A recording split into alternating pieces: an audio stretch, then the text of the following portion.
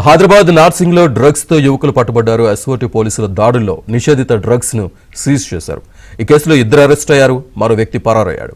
ఇక ఎలిషన్ share lock pubs లో DJ ఆర్టిస్టులకు drugs positive గా తేలింది.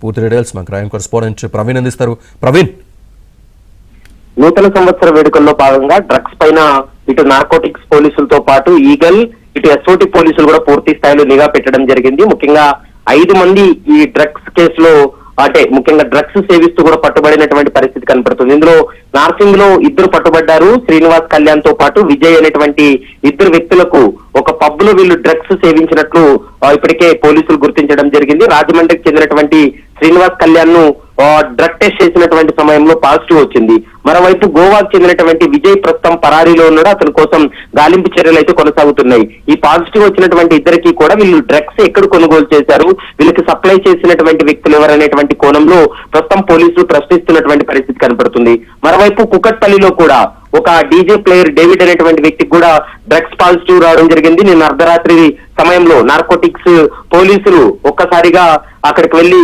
డ్రగ్స్ టెస్ట్ చేసినటువంటి సమయంలో డీజే ప్లేయర్ డేవిడ్ కూడా పాజిటివ్ రావడంతో అతని పైన కేసు నమోదు చేశారు.